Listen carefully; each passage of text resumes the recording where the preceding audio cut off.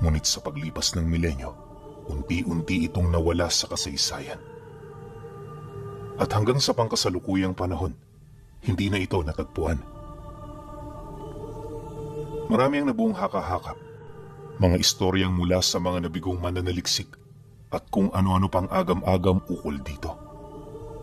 Subalit lahat ng istoryang yon ay walang patunay dahil ni minsan wala pa namang taong nakatuklas at buhay na nakabalik. Magmula noon, ang kwento tungkol sa bayan ng Ophir ay nanatiling misteryo sa marami.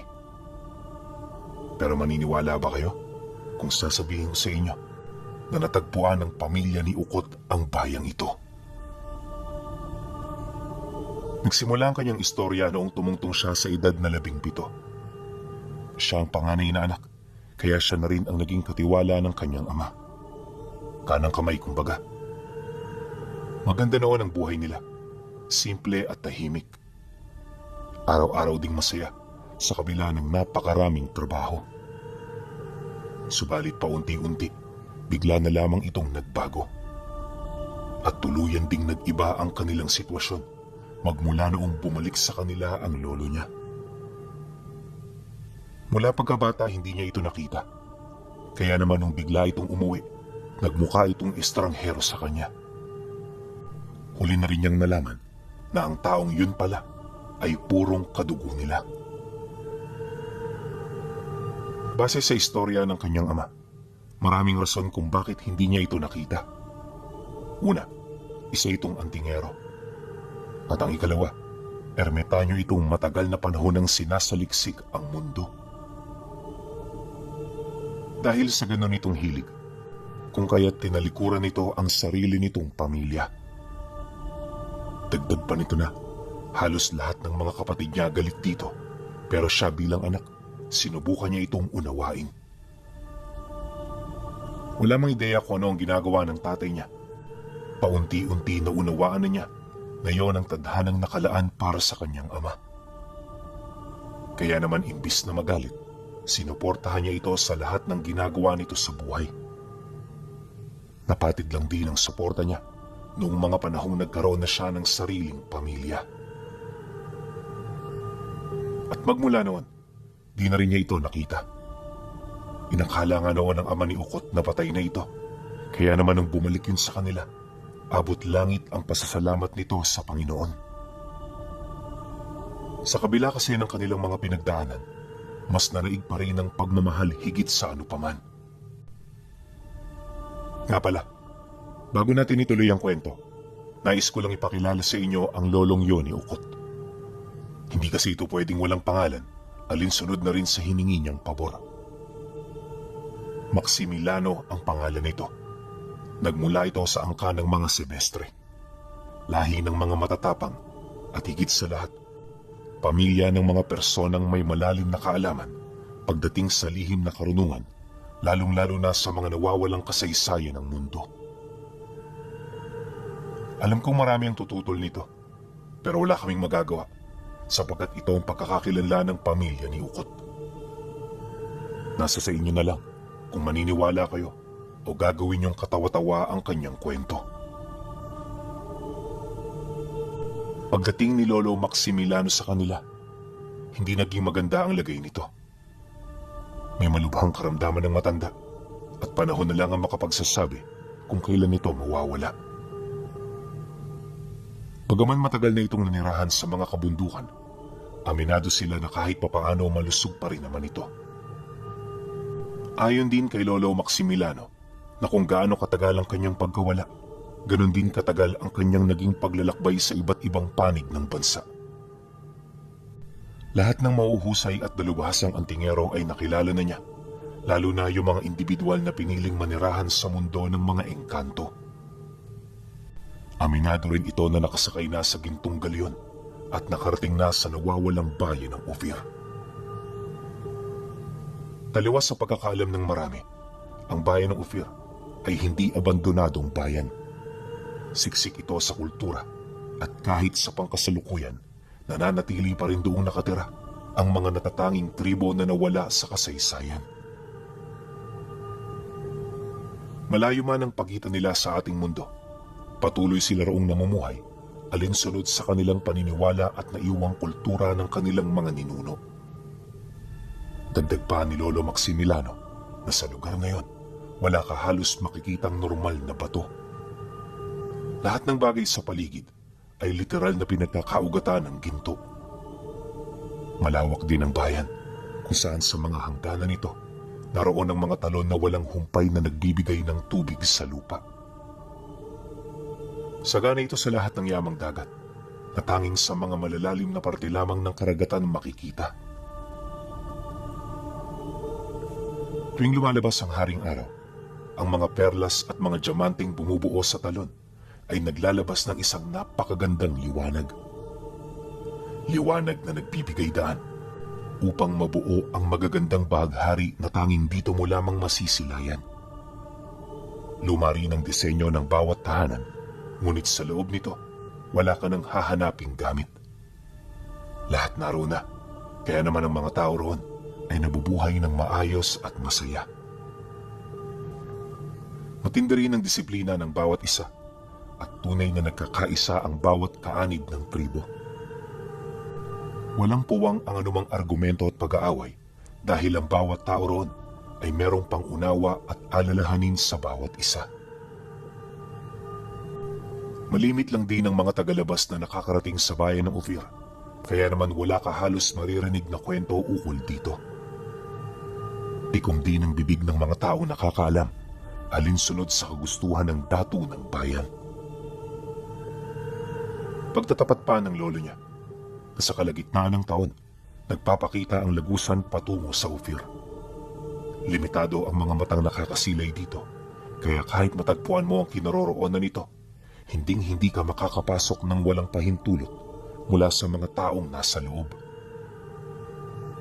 Para itong isang malaking pintuan na ang tanging paraan para mabuksan ay manggaling sa loob ng sambahayan. Sa pamamagitan nito, nananatiling ligtas at sikreto ang tribo na matagal na panahon ang tumalikod sa mundo ng mga tao. Nang marinig naman nila Ukot ang kwento, kahit ang kanyang ama hindi makapaniwala. Alam nila na malaking revelasyon ang kanilang narinig, ngunit hindi pa rin sila kumbinsido na nasabi na nito ang lahat. Dala ng kuryosidad ni Ukot, buong pagtataka niyang tinanong ang lolo niya ukol sa mga katanungang patuloy na namumutawi sa isip niya. Lolo Maximiliano, sa tagal ba ng pananatili nila roon, ni minsan ho ba, naisipan nilang tumulong sa mga tao dito sa atin? Kasi sabi mo, malaki ang pagitan natin sa kanila eh. Kaya nagtataka lang ho ako kung nakakapagpabot pa po sila ng tulong nila rito. Marami silang naitutulong, Apo. Hindi lang natin alam sapagkat ang tunay na pagtulong ay inililihim. Kung nanlilimos ka sa iyong kapwa, gawin mo itong lihim sa iyong mga kapatid at kaibigan sapagkat ang paglilimos ay hindi para makakuha ng simpatsya mula sa karamihan, bagkus ay para magantihan ka ng iyong amang nasa langit. Dagdag pa nito na, isa sa mga naitutulong ng mga mandarigma ng Ophir ay ang paghuhuli nito ng mga mapamiminsalang nilalang dito sa ating mundo. Kabilang sa mga nilalang na yan ay ang mga aswang, mangkukulam at mga mambabarang na araw at gabing sumusumpa sa mga tao. Nabanggit din ito na sa dulong parte ng bayan naroon ang isang kulungang itinatago sa lahat. Tahanan ito ng masasamang tao na nakuha nito sa mundo. Walang kapasidad ang mga mandarigma ng Ophir na pasdangin ang mga ito sapagkat labag ito sa kanilang paniniwala. Kaya naman ang ginagawa nila, habang buhay nilang pinagtatrabaho ang mga nilalang para mapunan ang kakulangan sa komunidad. Hanggang kamatayan ng parusang yon, at kahit kailan hindi ito magkakaroon ng anumang parol o pabor. Gaano man pagsumikapan ng mga nilalang na magbagong buhay, mananatiling nakaukit sa buhay na bato ang kanilang mga kasalanan. Matapos naman itong mailahad ni Lolo Maximiliano, Hindi na ito nagdalawang isip pa na magpahayag ng intensyon nito. Sa mga susunod na araw, magbubukas ang lagusan ng Ophir. Isa kong bisitang pandangal sa gaganaping selebrasyon sa pagluluwalhati ng kanilang mga ninuno. Pinahintulutan ako ng dato na magdala ng 2 katugo at kayong napili ko. Ikaw ako at ang ama mo ang sasama sa akin patungo roon. May hinahong wika ng matanda. Pagkarinig nila sa sinabi nito, halos hindi sila makapaniwala. Nakakagulat man ang ganoong balita, pinanatili nila ang pagiging kalmado upang hindi sila makagawa ng kahit na ano. Naging tahimik din sila sa kanyang mga kapatid at ina upang hindi ito maguluhan sa mga gagawin nila. Pagtatapat pa ng lolo niya na huwag silang mabahalang iwan ang kanilang pamilya sa kadahilan ng may uutusan itong mga nilalang na magbabantay sa mga ito. Isang buong buwan silang mawawala, kaya hanggat naroon pa sila, kailangan na nilang ihanda ang kanilang mga sarili. Obligado rin silang matuto ng lihim na karunungan upang pagdating nila roon, hindi sila maguluhan ni matakot sa mga bagay na kanilang masisilayan. At para magawa naman ito, kailangan nila itong turuan. Ayon sa matanda, na mas mainam na hindi sila magkasabay, gawa ng bawat isa sa kanila, paiba-iba ang abilidad na ibibigay niya. Dagdag pa nito na, pakatutukan nila ito ng maigi dahil sa oras na wala silang matutunan, hindi nila ito isasama. At bilang anak ng tatay niya, siya ang napili nitong unang turuan. Pagsapit ng gabi nung araw na sila'y nag-usap, dinala si Ukot ng lolo niya sa isang magubat na parte ng baryo. Wala ka raw makikitang kahit isang bahay na nakatayo, kaya ang liwanag ng langit ang nagbibigay sa kanila ng kakarampot na bisyon sa paligid. Nakakabahala man na pumunta ng ganoong oras sa lugar, na natili ang kanyang pagtitiwala sa matanda. Ilang minuto pa ang lumipas, nakita niya itong lumuhod sa lupa habang taimtim na bumubulong ng mga dasal sa bato. Kamangha-mangha ang ginagawa nito, kaya naman hindi niya inalis doon ang kanyang paningin. Maya-maya pa, muli nitong ibinaba ang bato, kung saan hindi pa man yun nakakalapat sa lupa, bigla itong gumulong papalayo. Nakakamangha para sa kanya na masilayan ang ganoong pangyayari, gawa ng kung titingnan ng maigi, patag naman ang lupa. Napaka-imposible na gumulong ito, lalo pat ang kinaroroonan nila ay hindi naman masasabing matarik. Hindi naglaon, nakarinig siya ng malalakas na kaluskos mula sa talahib. Sa estado nun, animoy papalapit ito sa kinaroroonan nila. Segundo lang ang ginugol ng ganoong tunog bago niya masilayan ng isang kabalo na merong gininto ang mga mata. May 2 rin itong sungay sa loo, tapos napakahaba ng mga buhok nito. Pagsilay naman doon ng matanda, dali-dali ito sa kanyang lumapit. Meron itong ibinigay na tuyong tangkay, kasabay ng pagbulong nito sa kanya ng, Maniwala ka sa bagay na yan. Damhin mo ang kanyang kakayahan at sa ganoong paraan, matatalo mo ang iyong kalaban. Magmadali ka, apo, sapagkat ang nilalang na yan ay walang patawad sa mga mahihina. Gayunpaman, hindi mo siya kalaban. Sa oras na mapagtagumpayan mo ang pagsubok na ibinigay ko sa iyo, siya ay magiging tagasunod mo at makakatulong sa iyo anumang oras at panahon.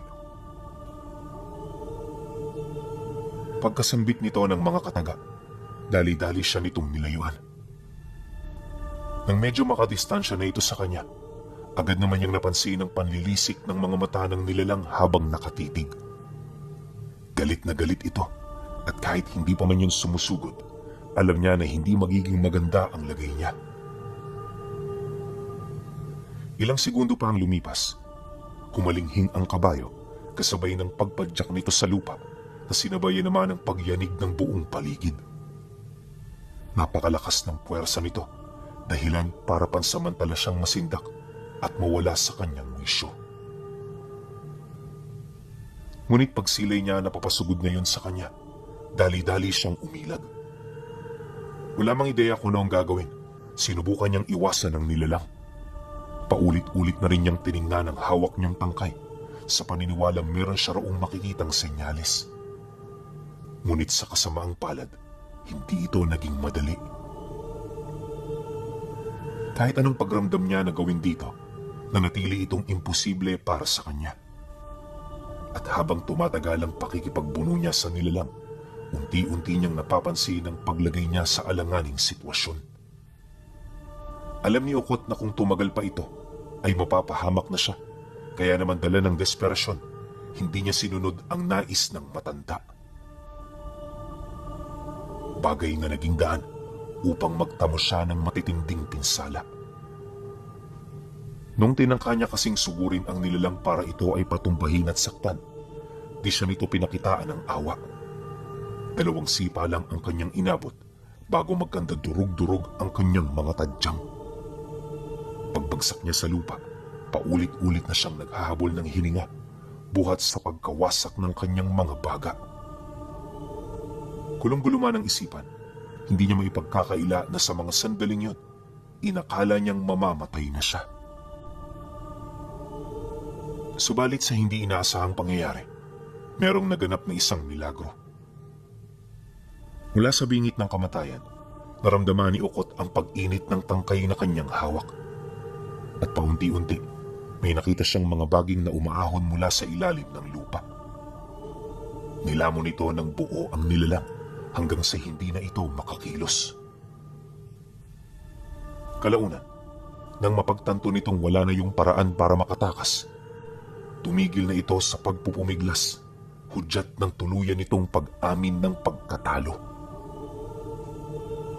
Pagsilay naman dito ni Tandang Maximiliano, dali-dali itong lumapit sa kanya, kasabay ng pagpainom nito ng isang espesyal na likido. Ang likidong yun ay mabilis na pinaghilom ang kanyang mga pinsala hanggang sa bumalik na sa normal ang kanyang mga nararamdaman. Pagkatapos siyang pagalingin ng matanda, sa pamamagitan ng pag-utos nito sa tangkay, nagkusang rumupok ang mga baging hanggang sa makatakas na ang nilalang na ikinulong nito. Hindi nagtagal, lumapit ito sa kanya kasabay ng dahan-dahang pagluhod ng 2 nitong paa.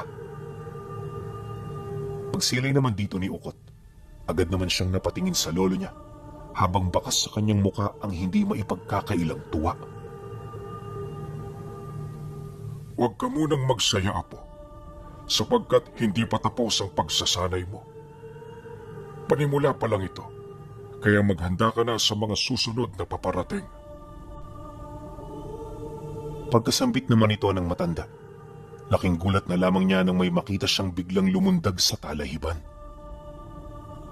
Taliwas sa kabayong una niyang nasilayan, agad niyang napansin ang nanlilisik at mapupula nitong mga mata. Mabilis ding binalot ng nakakasukang amoy ang paligid, kaya naman napilitan siyang umatras para makakuha ng sariwang hangin. Yun nga lang, kahit anong gawin niya, tila bang ang amoy na yon ay nakakapit na sa katawan niya. Walang sabi-sabi, pag-atungal naman ng mga ito, bigla itong sumugod. Ora mismo siya nitong pinagtulungan, dahilan para magtamo siya ng malalalim na kalmot sa kanyang katawan.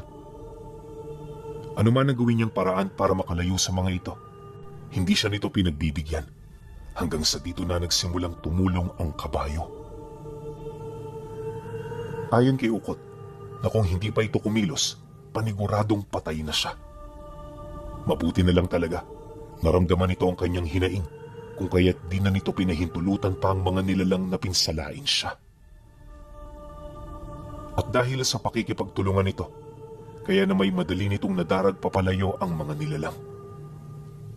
Pagdistansya ng 4, ora mismo itong sinugod ng kabayo gamit ang buo nitong lakas. At sa loob ng ilang segundo, pinatag niya ang mga ito kasabay ng mga nakaumbok na lupa at bato. Literal na walang nakaligtas sa mga nilalang na yon, buhat sa hindi masukat na lakas ng nilalang. Matapos naman nila itong matalo, inilahad ni Tandang Maximiliano ang kanyang tagumpay. At sa paglipas ng mga araw, wala na siyang ibang ginawa kundi ang maghintay sa resulta ng pagsasanay ng kanyang ama. Matapos naman ang lahat ng yon, nakuha na nila ang mga gabay na magsisilbi nilang proteksyon sa bayan ng Ophir. Bagaman ligtas at walang panganib sa lugar, obligado silang magkaroon ng mga gabay bilang pagsunod sa batas at mandato ng sibilisasyon. Ito umanong pangunahing kailangan nila upang ituring silang kapantay ng tribo. Matapos naman itong mailahad ng lolo niya, hinintay na lamang nila ang pagbubukas ng lagusan. At sa pagsapit ng araw na nakatakda, tumungo sila sa isa sa mga bundok ng Sibuyan kung saan nababalot ng kagubatan. Ang bundok umanong yon ay hindi basta-bastang napapasok ng tao buhat sa kumakalat na hiwaga rito. Normal lang naman yun ayon sa kanyang lolo. Gawa ng bawat lagusan patungo sa Ophir ay likas na mayaman sa mga nilalang na hindi basta-bastang nakikita ng mga mata ng tao. At sa loob ng halos ilang araw nilang paglalakad, napasok nila ang gubat na punong-puno ng hiwaga. Sa sobrang hitik nito sa mga yaman ng kalikasan, pakiramdam noon ni Ukot, napadpad na sila sa kakaibang mundong hindi niya inaasahang mapuntahan. Ngunit ayon sa kanyang lolo, di pa umano ito ang Ophir, bagkus ito pa lamang ang paunang daan patungo rito. Inamin din ito na may 3 lagusan lang sa kabuoang bahagi ng bansa. Yung 2 nasa lugar ng Butuan at bayan ng Tayabas sa Quezon. Malayo ang pagitan nito sa bawat isa. Gawa ng ito na rin ang nagsisilbing proteksyon ng mga katutubo para hindi sila mapasok ng kung sino-sino. Nang marinig naman ni Ukot ang tungkol dito, abot langit ang kanyang naramdamang pagkamangha. Hindi niya mawari noon kung paano ito nangyari at kung sinong naglikha nito. Gayunpaman, kahit marami siyang katanungan, minabuti na lamang niyang wag na itong ipagsabi. Mas mainam kasi na sarilihin na lang niya ang mga bagay-bagay at hayaan niyang matuklasan ng kanyang sarili ang mga sagot ukol dito. Pagdating nila sa pusod ng gubat, natagpuan nila ang isang napakatandang puno. Sa lahat ng punong nasilayan niya, yon ang kakaiba sa lahat. Bukod sa may mga ugat ito sa sanga, napakaganda rin ng hugis ng mga dahon nito. Malawak ang sakop ng puno na animoy sa kabuuan ng gubat. Ito ang may pinakamalaking nasasakupan. At sa pinakagitnang bahagi naman ng katawan, meron silang nakitang isang maliit na lagusan. Kakasya lang doon ng tao at sa unang tingin, akalain mo talagang normal lang ito.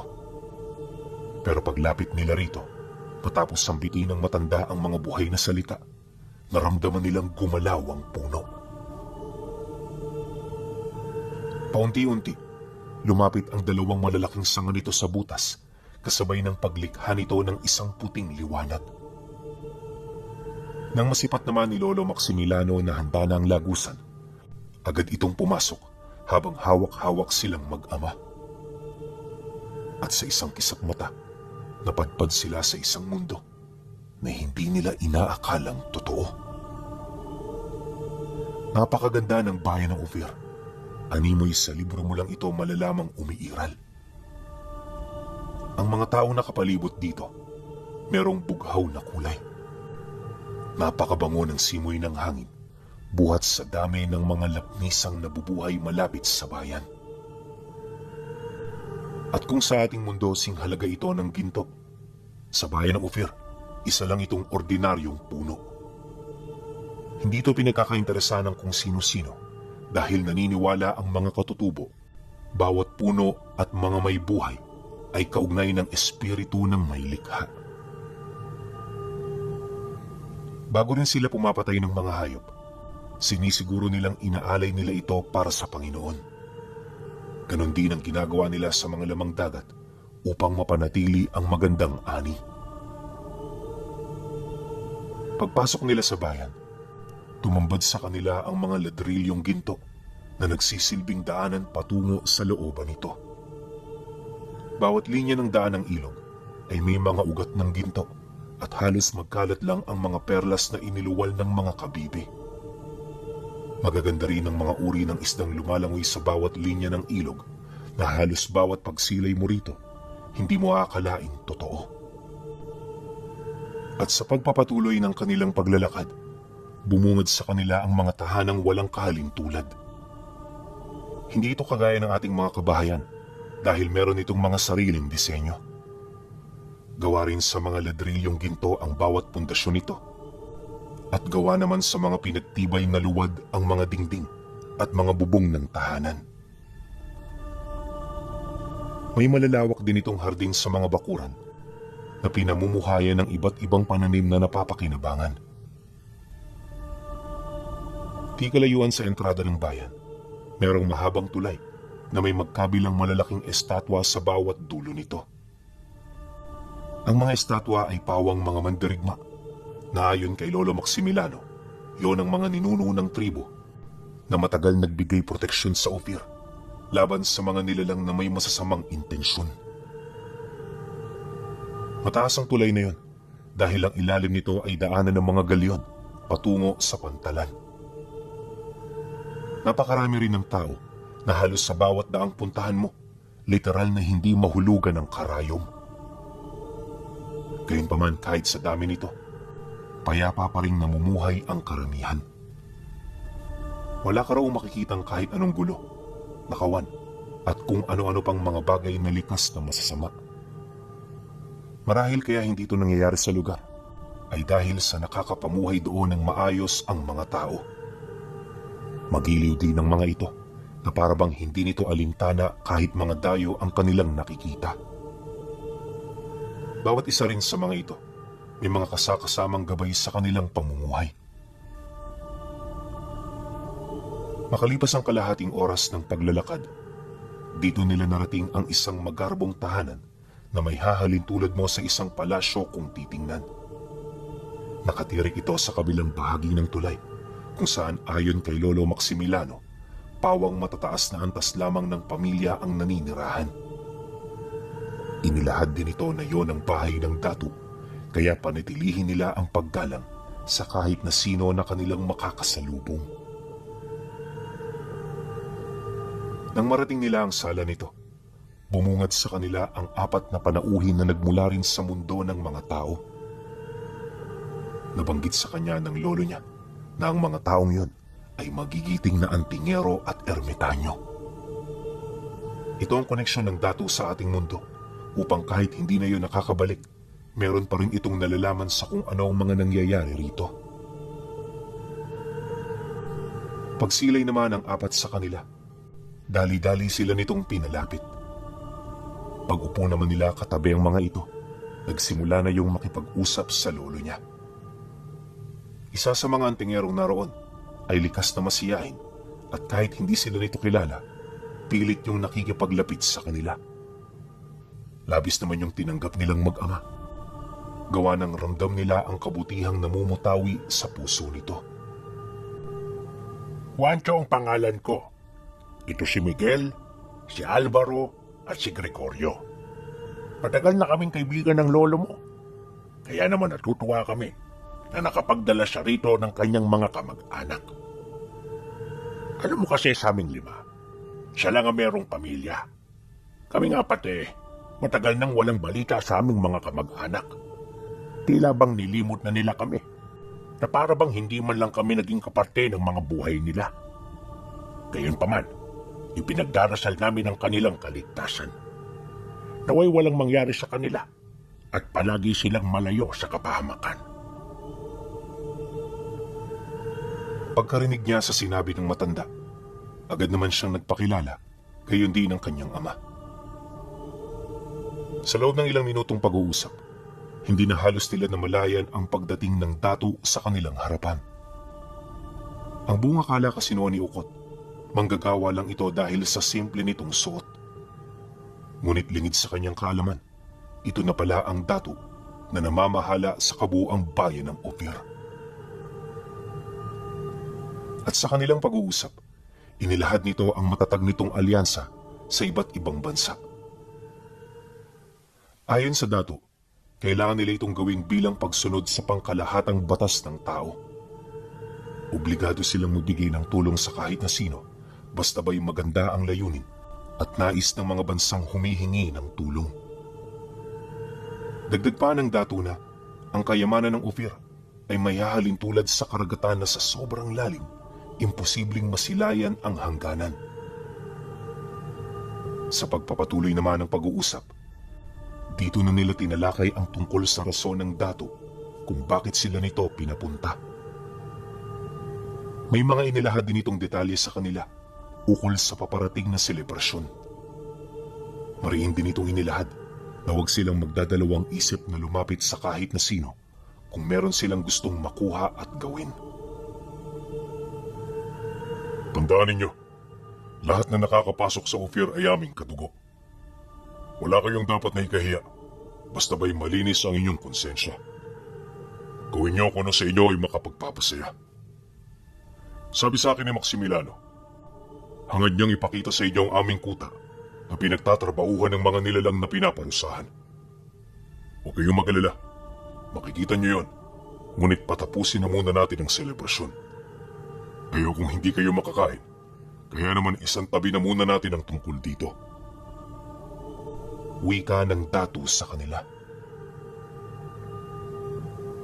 Matapos naman itong makapagsalita, tumalikod na ito at sa kumpas ng kamay nito nagpakita sa kanila ang mga mandarigmang katutubo. Napakaganda ng tindig ng mga taong yun. Animoy sa unang tingin, masasabi mo talagang hindi sila basta-basta. Yun bang parang ipinanganak na silang mga mandarigma? Ayon sa kanya, 5 lang ang pangunahing kawal ng dato. Pero ang bawat isa sa mga yon, ayon sa kanyang lolo, kasing lakas ng 2 lehiyon ng mga nilalang na nasa panig ng kaliwa. Ang mga pulang kalasag nitong kadikit ng kanilang katawan, nagbibigay sa kanila ng proteksyon mula sa lahat ng banta. At ang mga hawak nitong sibat at espada, hindi napupurol ng kahit na anong sandata. May mga matataas na antas din itong mutya na ibinaon sa kanilang katawan upang hanggang sa kanilang kamatayan, maging kaagapay at kaakibat na ito ng kanilang mga buhay. Nang marinig naman ni Okot ang tungkol dito, hindi niya maipagkakaila kung gaano siya namangha buhat sa mga nalaman niya. Nabanggit din ng tatay niya na kasama nilang tutungo sa kuta ang isa sa mga mandirigma upang magpakitang gilas sa kanila. Bagaman bawal sa mga itong pumatay, merong pagbubukod ang ganoong kataas na antas sa bayan ng Ophir. Subalit bago ito pumatay ng nilalang, kailangan sa isang duelo ito magaganap. Mapanganib ang ganoong sistema dahil sa oras na magabi ito, lalaya ang nilalang at hindi na nila ito magagalaw pa. Bagay na naging daan upang tanging ang mga mandirigma lamang na may pahintulot ng dato ang may kapasidad na pumunta sa lugar ng mga bilanggo at manggagawa. Nabanggit din ng dato, sa 3 araw sila aalis. Kaya sa mga nalalabing araw, mas mainam na sanayin na nila ang kanilang sarili upang makibagay sila sa kakaibang apoy na kanilang pupuntahan. Matapos ang naging pag-uusap, niyaya sila ng dato na kumain. Isipin ninyo hapunan pa lang pero napaka-enggrande na. 2 baka ang kinatay para sa kanila at halos manawa sila sa malalaking butil ng bigas na halos kasing kulay lang ng ginto. Lahat ng inihanda ng mga katutubo ay literal na walang tapon, kaya kahit punong-puno ang hapagkainan, napakaliit lang ng tira nito. Si Ukot nga, kung nataong nakakahinga pa, hindi pa yung titigil sa pagkain. Ito kasi ang unang beses na nakatikim siya ng ganoong pagkain, kaya naman gusto niya na itong sulitin. Subalit ayon sa dato, mas mainam na magdahan-dahan siya dahil paniguradong tataas lalo ang timbang niya sa loob lang ng isang buwan. Nang marinig naman niya ang sinabi nito, nerbyoso naman siyang tumawa. At pagkaraan lang ng araw na yun, unti-unti na silang nasanay sa napakagandang bayan. Ayon sa kanya, nakasing bango ng mga mamahaling pabango dito sa ating mundo ang hanging dumadaloy dito. Damang-dama mo rin ito kapag madaling araw, buhat sa malamig na simoy ng hangin. Hindi mo na rin kailangan pa ng pamaypay kapag gabi. Gawa ng sapat na ang lamig sa paligid para makatulog ng mahimbing. Napakapayapa rin ng Ophir Pinuno. Animoy lahat ng hinihiling mo naroon na. Kalayaan sa pagtatrabaho, matagal na buhay, malayo sa sakit, modernong mga kagamitan, at kung ano-ano pa, makikita mo na rito. Pero nakakamangha sa lahat, yung kawalan ng kahit na anong gulo sa bayan. Yun bang, ang mga tao roon ay nagkakaisa talaga at nagmamahalan. Dagdag pa niya na, kahit kaninong estranghero sila humihingi, binibigyan sila nito. At paunti-unti, nasasanay na rin siya sa mahikang dumadaloy dito. Lahat ng kilos mo, may makikita kang mahika na ginagamit ng mga katutubo. Gagapay na rin ng mga itong mga mutya. Kaya kahit mga ordinaryong mamamayan, merong ganoong uri ng biyaya. Hindi yun nililimitahan ng datu, sa kadahilan ng alam nito na karapatan ng bawat isa ang magkaroon ng ganon. Sa pagpapatuloy ng kanilang pananatili, naranasan nila ang pinakamasasayang araw ng buhay nila. Sa sobrang pagkagiliw nga noon ni Ukot, hindi na niya namalaya na tapos na pala ang selebrasyon. Basta gumising na lang siya, tapos na ang kasiyahan, buhat sa nakalipas na pista. At dahil dito, kailangan na nilang maghanda patungo sa lugar kung saan nakabilanggo ang mga nilalang na nasa panig ng kaliwa. Pagkatapos ng 3 araw na paghahanda, umusad na ang grupo. Mula sa kabilang ibayo ng tulay, tinahak nila ang daan sa ilalim ng mga talon bago sila nakarating sa isang lagusan na patungo sa kabilang bahagi ng bayan. Gwardyado ng mga kawal ang hangganan para lamang masiguro na walang pupuslit dito na kung sino-sino. Pagsilay naman ito sa mga mandirigma na kanilang kasama, agad nitong iniangat ang malaking tipak ng bato na siyang nagsilbing pinto mula sa bayan ng Ophir at sa bilangguan.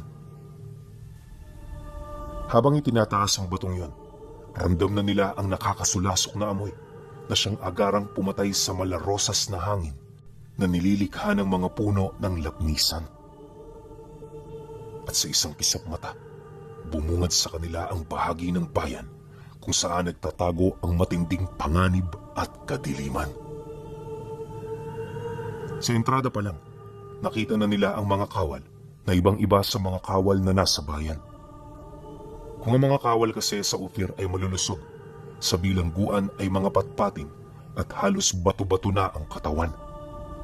Madudungis na rin ang mga ito, buhat sa minuminutong pag-ulan sa lugar na yon ng mga maliliit na piraso ng uling. Napakatuyot din ang buong paligid kung saan wala ka ritong makikitang kahit isang nabubuhay na puno.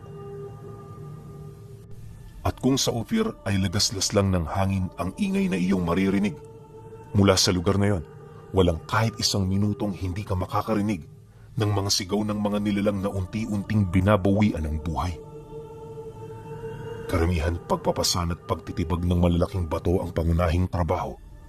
Ngunit pagdating mo sa loob ng bilangguan, makikita mo rito ang malalaking makinarya na ginagamit sa pagbabantay ng mga kalasag ng kawal. Sa madaling sabi, ang pagawaang yun ay para sa mga armas at kagamitang pandigma. Hindi ito kayang lasunin ng kahit na sinong nilalang dahil ang bawat kagamitan ay pinapabanal bago ipasok sa bayan. Ito ang nagsisilbing seguridad ng mga katutubo para masigurong walang makakapasok na salot sa kanilang paraiso.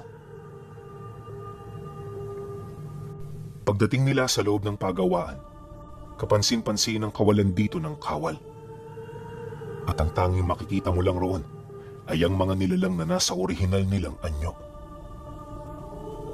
Bawat isa sa mga ito may mga kadenang nakadugtong sa kanilang mga puso upang masigurong hindi sila gagawa ng kahit na ano. Sa oras kasi na maputol ang mga kadenang ginto, dito na rin magtatapos ang kanilang mga buhay. Kumbaga, karugtong ng mga kadenang yon ang kanilang mga kaluluwa. Bagay na naging daan para makontrol ng mga kawal ang lahat ng nilalang na kanilang nadarakip. Habang pinagmamasdan naman nila ito, wala silang ibang nakikita kundi ang paulit-ulit na paninindak nito sa kanila. Ngunit sa harap ng mga batikang antingero, wala lang ito. Maging sila man kasi, aminado na ang lahat ng mga nilalang doon ay walang binatbat sa kanilang mga abilidad. Subalit habang binabagtas nila ang daan patungo sa malalim na bahagi ng pagawaan, kapansin-pansin ang tila bang pagbigat ng ihip ng hangin. Ayon sa mandirigma na kanilang kasama, nakakulong sa ilalim nito ang mga matataas na antas ng nilalang na nahuli nila. Hindi nila yun pinapasama sa mga ordinaryong manggagawa dahil sa posibilidad na maghasik ito ng kaguluhan sa itaas.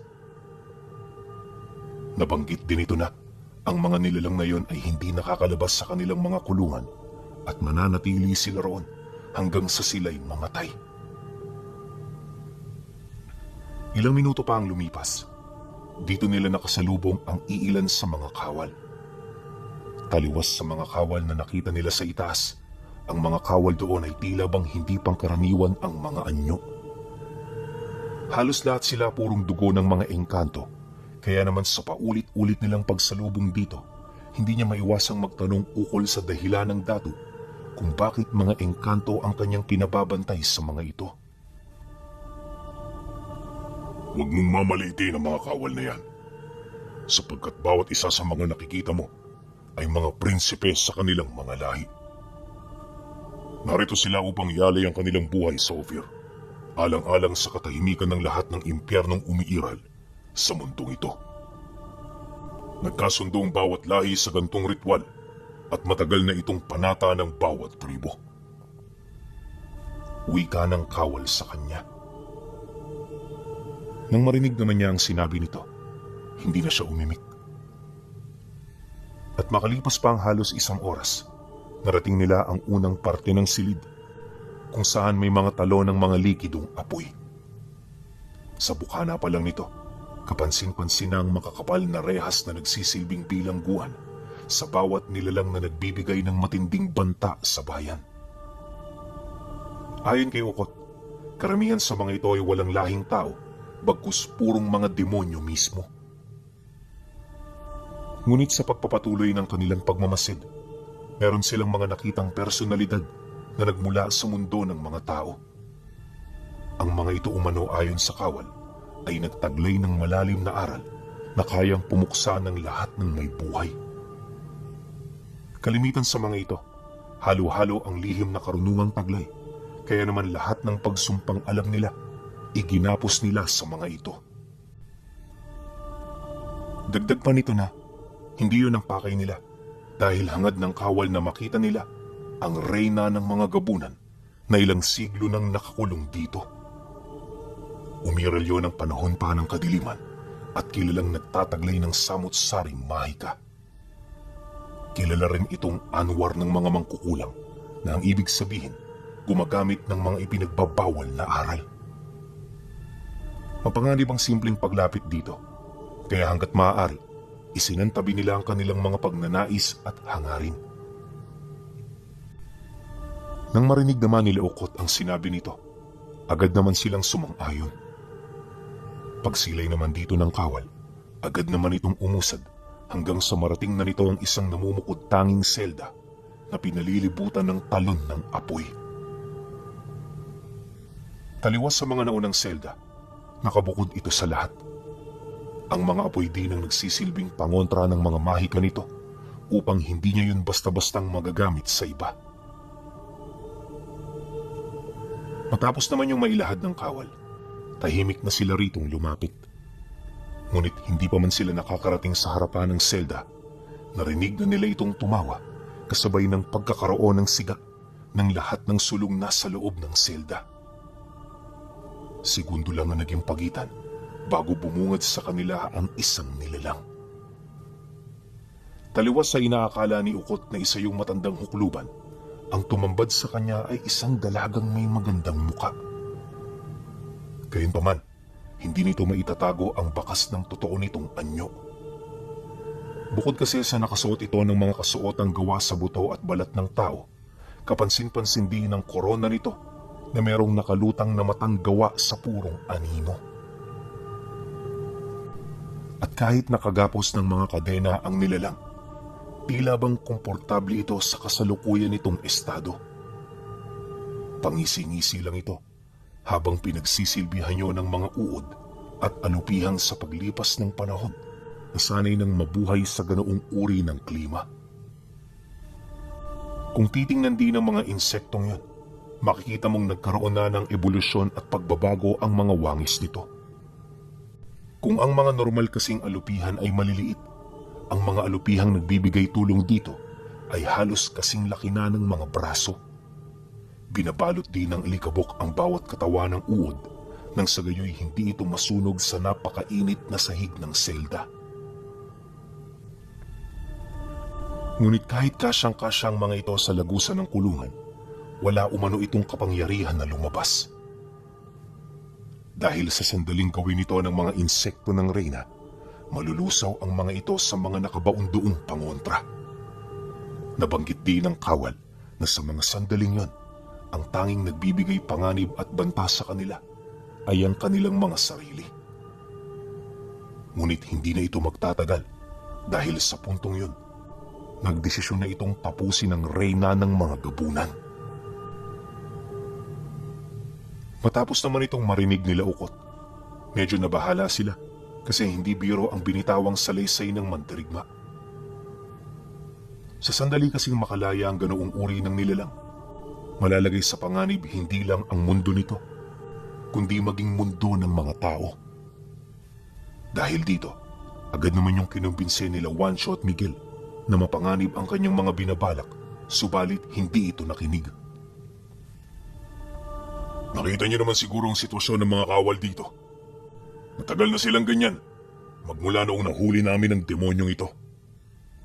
Matindi ang naranasan nilang hirap, at marami na rin sa amin ang nagbuwis ng buhay dahil sa salot na patuloy nitong ikinakalat dito sa lugar. Ngayon, kung mapapaslang ko siya, ibig sabihin nun, may sasalba ko rin ang buhay ng maraming kawal. Hindi ko ito gagawin para sa aking hangarin, bagkus gagawin ko ito para sa ikabubuti ng nakararami. Kilala niyo ako. Sa lahat ng mandirigma ng datu, ako ang pinakapantas sa lahat. Hindi ako papasok sa isang gulo kung alam kong hindi magiging maganda ang kalalabasan nito. Magtiwala kayo. Matatalo ko ang nilalang na yan. Matapang nitong wika. Dahil sa sinabi nito, walang kahit isa sa kanila ang nagkaroon ng lakas ng loob para sumagot. Naniniwala sila na alam ng kawal ang mga sinasabi niya, kaya naman wala na sila sa poder para magduda o gumawa ng kahit na anong kalokohan. Nang mapansin naman yun ng nilalang, agad sila nitong inanyayahan na lumabas na muna sa bilangguan. Nabanggit nito na sa ibabaw ng bilangguan mangyayari ang duelo, kaya mas mainam na dito na sila maghintay. Dagdag pa nito na may espesyal silang mekanismo na ginagamit para itaas ang mga bilanggo mula sa mga kulungang nasa ilalim ng lupa. Matapos ang kanilang pag-uusap, pinili naman nilang sumunod. Pagdating nila sa ibabaw, tinipo ng mandirigma ang lahat ng kawal upang ibigay ang kanyang abiso ukol sa nalalapit na duelo. Pagkarinig naman ito sa sinabi ng mandirigma, bakas sa kanilang mukha ang pag-asa at pagkabahala. Na parabang sa puntong yun, malabo para sa kanila kung sino ang magwawagi. Natatakot man ang mga ito, dali-daling bumalik sa bayan ng Ophir ang mga kawal na inutusan nito. At pagkaraan lang ng ilang oras, bitbit na ng mga ito ang pangunahing baluti ng mandirigma na ginagamit nito sa digmaan. Taliwas sa suot nito, binabalot ng pula at gintong kulay ang baluti at kalasag nito. Kakaiba rin ang kurbanang dinala nitong espada at halos lahat ng kagamitang yun, hindi bababa sa 100 kilo ang bigat. Kaya niya ito nasabi ay dahil sa siya mismo, sinubukan niyang iangat ang armas na gagamitin ng mandirigma. Ngunit sa kasamaang palad, kahit ginamit na niya ang buo niyang lakas, ni hindi man lang niya ito naiangat o nausog. Nakapagtataka man yun para kay Ukot. Kalaunay naliwanagan na rin siya matapos ilahad ng lolo niya ang mga dahilan kung bakit napakabigat nito. Una, may mga nakabigkis na mutya sa bawat kagamitan. At ikalawa, tanging ang mga pinagpandayan lamang nito ang may abilidad na gumamit dito. Mariinding inilahad ni Lolo Maximiliano na wala silang ideya kung gaano sila kapalad na makita ang ganoong uri ng mga armas. Piling mga tao lang ang nabibigyan ng ganoong pagkakataon, kaya mas mainam na sulitin nila ito. Matapos ang kanilang naging pag-uusap, dito na tuluyang naghanda ang mandirigma. At pagkaraan lamang ng 5 oras, nakita nila ang malaking bitak sa lupa kasabay ng pag-angat ng mga kapisanang gawa sa purong bato. May mga kadena ring dumaraan sa mga espesyal na mekanismo upang may angat ang kulungan. At habang abala sila sa ganoong pangyayari, dali-dali namang naghanda ang mga kawal upang maitarak sa lupa ang mga barikadang gawa sa kahoy na magsisilbi nilang proteksyon paglabas ng nilalang. Sa pamamagitan kasi ng mga kahoy na yun, makakapaglikha sila ng hindi nakikitang harang na kayang pumigil sa anumang uri ng atake. Matapos nila itong may isa katuparan, dito na sila tahimik na naghintay sa pag-angat ng bilangguan ng reyna. Ultimo mga manggagawa ay napahinto sa kanilang mga trabaho dahil sa labis na pagkamangha mula sa napakabigat na presensyang unti-unting kumakawala sa lupa. Ilang minuto naman bago sumapit ang duelo, dumating ang datu kasama ang 4 na mandirigma nito. Inaasahan nito na magre-rebelde sa kanila ang lahat ng manggagawa, kaya naman habang hindi pa sumisiklab ang paparating na kaguluhan, sinigurado na nilang hinding-hindi sa kanila makakalaban ang mga nilalang. Pagkatapos naman itong maipatupad ng datu, saka pa lamang nila nakita ang bubunga ng bilangguan.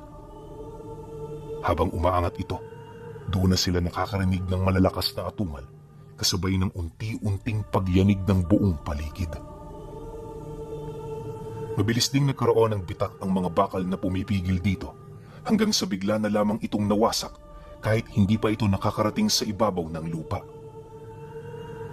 Bahagyang napuno ng usok ang buong paligid na sinabayan naman ng pagtahimik ng lahat ng nagmamasid. Maya-maya pa, dito na nila narinig ang dagungdong ng kalasag ng mandirigma buhat sa ginagawa nitong paghampas dito gamit ang kanyang espada. Sinasabayan din niyo ng mga puting liwanag na animoy dahil sa ginagawa nito nakapaglilikhayo ng mga kidlat. Pagsigaw naman ng mandirigma, dito na nawala ang usok sa paligid at sa isang iglap nakita nila ang reyna ng mga gabunan na nakatayo sa gitna ng mga lagusang nilikha nito. Ang mga lagusang yun ay nananatiling nakabukas buhat sa tulong ng mga kalansay ng mga nilalang na namatay sa lugar. Hindi nila mawari kung paano ito nangyayari, ngunit ayon sa datu, marahil ay ginagamit ng reyna ang mga abilidad nito mula sa panahon ng kanyang paghahari. At kung hindi ito nagkakamali, ang mga ganoong uri ng lagusan ay may kakayahang makapagtawag ng mga nilalang na naninirahan sa madilim na bahagi ng mundo ng mga engkanto. Paglutang naman ng reyna sa lupa buhat sa pagkumpas ng mga pakpak nitong gawa sa buto at balat. Dito na mabilis na lumabas ang mga matatapat nitong alagad. Pagsilay naman dito ng mandirigma, dahan-dahan itong lumuhod habang taimtim na nananalangin. Akala ni Ukoy kung ano lang ang gagawin nito. Pero sa isang iglap, nakita niya ang pagsiahon mula sa alikabok ng mga nilalang nakawangis nito. At nang magkaroon na yon ng buhay, walang takot itong nakipaglaban sa mga nilalang.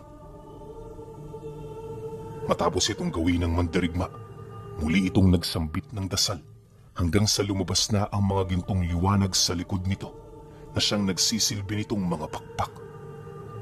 Unti-unti na ring nagliwanag ang kanyang mga mata kasabay ng pagkakaroon ng baga ng kanyang sandata. Lumabas na rin ang mahabang tinik na punong-puno ng lason mula sa kanyang kalasag na siya namang labis na ikinatuwa ng lahat ng kawal na nagmamasid.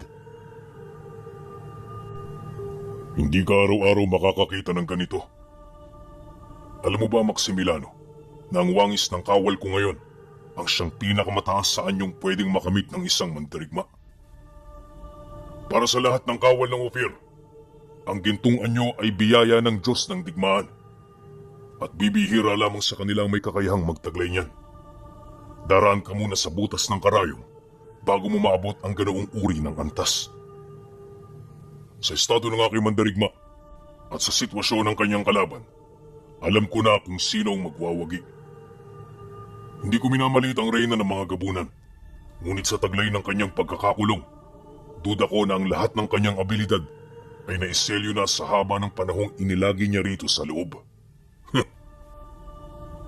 Kumpiyansang wika ng dato. Nang marinig nila ang sinabi nito, hindi na sila umimik. Sa mga sandaling yun kasi, wala pa sila sa puder para sumang-ayon o kahit magbigay man lang ng mga sarili nilang opinyon. Makalipas pa ang ilang minuto, dito na nagsimula ang totoong laban.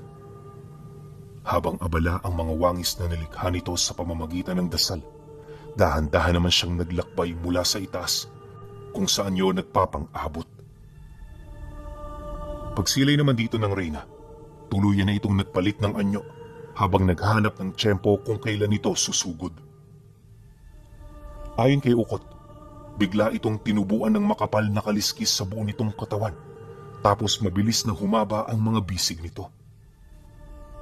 Napalitan din ang mismong kamay ng nilalang ng kuko na parang may hahalin tulad mo sa agila, ngunit may ilang dangkal na haba.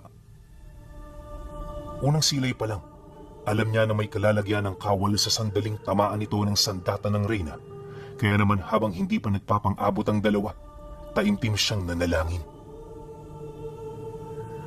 Maya-maya pa, nang magkalapit na ang mga ito, niyanig ng malakas na hangin ng paligid na kusang nabubuo mula sa paglapat ng mga sandata nito.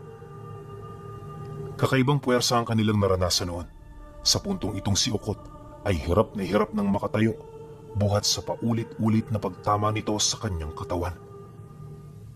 Kung hindi nga sila nahawakan ng lolo niya, paniguradong kung saan-saan na sila tumilapon. Makalipas pa ang ilang minuto, nagawa itong matadyakan ng mandirigma at maihampalos sa lupa. Paglagpak nito sa sarili nitong kulungan, agad din naman yung tumayo habang nagpapakawala ng nakakabinging sigaw. Dahil sa pangyayari, mabilis naman yung sinugod ng kawal, taglay ang buo nitong lakas at abilidad. Alam nito na hindi ubra sa kanya ang reyna sa malapitang kumbate, kaya naman yon ang ginawa niya. At sa loob ng halos kalahating oras nilang pagbubuno, lahat ng pag-atake nito ay walang kahirap-hirap na nasasangga ng kanyang kalasag. Halos lahat ng nakakalasong tinik ay naputol na ng reyna, ngunit hindi mo ito makikitaan ng kahit na anong panghihina. At sa kabila naman ng walang sawa nitong pag-atake, kapansin-pansin ang mga bitak sa kalasag ng mandirigma. Nakita rin nila kung papaano yun mawala ng lakas, kaya habang tumatagal ang duelo, lahat ng kawal na nagmamasid ay literal na kinakabahan at nag-aalala na sa magiging kahahantungan nito. Mabuti na lang talaga, sadyang tuso ang mandirigma. Inakala kasi ng reyna na iisang sandata lamang ang hawak nito, kaya naman naging kampante ito. Di naglaon, matapos nitong mabasag ang kalasag, laking gulat na lamang nito nang may hinugot ang kawal ng isang latigong gawa sa bakal. At sa paulit-ulit na paghambalos nito rito, binalot ito ng baga hanggang sa tumagos na ito sa kaliskis ng nilalang. Agarang naputol nito ang braso ng reyna na siya namang naging daan para tuluyan na itong maputulan gamit ang pakpak nitong gawa sa purong liwanag. Dahil sa pangyayari, hindi na nakakilos ang nilalang. Kaya naman ang makahanap ng pagkakataon ng kawal, hindi na ito nagdalawang isip na putulin ang ulo nito. Matapos naman niya yung gawin, bigla itong gumulong sa lupa, kasabay ng pag-atungal ng lahat ng mga nilalang na dumaraan sa lagusan. Segundo lang ang lumipas, nang tuluyang maabo ang mga ito dahil sa kawalan ng proteksyon na nagmumula sa kanilang Panginoon. Ngunit sa likod ng pagkatalo ng mga alagad nito, nanatili pa rin buhay ang nilalang. Huli na nang malaman ng dato na isinumpa pala ng reyna ang sarili nitong katawan upang magkaroon ito ng walang hanggang buhay. Subalit kahit anong gawin itong panunumpa sa mortal nitong katawan, hindi pa rin ito maipagkakaila na merong katapusan ng lahat. Alam ng dato na ang immortal lang sa kanya ay ang kanyang kaluluwa, kaya naman hanggat hindi pa ito nakakatakas, ikinulong na nila ito sa isang banga. At ang ulot katawan naman ito, sinunog nila sa talo ng apoy at asupre nang sa gayoy mabura sa mundo ang kahit katiting nitong bakas. Matapos itong maisakatuparan ng mandirigma, matinding piging at selebrasyon ang sumalubong dito. Lahat ng mga tao sa Ophir ay buong pusong nagalak, buhat sa ipinamalas nitong tagumpay at kadakilaan. Lumipas pa ang mga araw. Unti-unti nang bumabalik ang kaayusan sa bilangguan. Ang mga kawal ay naging malusog na ulit. Nawala ang bumabalot na alikabok sa langit at bibihira na lamang umulan ng maliliit na piraso ng uling sa paligid. Nanghina na rin ang mga manggagawa dahil sa pagkapatid ng pagtanggap nila ng lakas mula sa reyna ng mga gabunan. At magmula rin noong natalo ito, walang gabi na hindi umiiyak ang mga nilalang na nasa seldang nasa ilalim ng lupa. Tila bang kanilang ipinapahiwatig sa mundo na ang kaisa-isa nilang pag-asa para doon ay makatakas ay nawala na. Hindi naman yun problema para sa mga kawal. Sa kadahilan ng noon pa man, tanging ang reyna lamang ang nagbibigay sa kanila ng takot at matinding pagkasindak. Ngayong wala na ito, masasabing kontrolado na nila ang kabuuan ng bilangguan. Makalipas ang isang buwang pananatili, tapos na ang paninirahan nila sa Ophir. Sa kasamaang palad, pagbalik nila sa mundo ng mga tao, ito na rin ang huling pagbisita nila rito. Ilang araw kasi magmula noong sila ay makauwi, nawala na naman si Lolo Maximiliano. At hanggang sa pagtanda ni Ukot, na natiling palaisipan at misteryo sa kanila ang kinaroroonan nito. May mga kadugo silang nagsasabi na matagal nang pumanaw ang matanda. Ngunit para sa kanya, malakas ang kutob niya na buhay pa ito at kasalukuyang naninirahan sa bayan ng Ophir. Laking pasasalamat na rin niya sa kanyang lolo dahil alam niya sa kanyang sarili na sa dinami-rami ng tao sa buong mundo, siya ang pinakaswerte dahil nasaksihan niya ang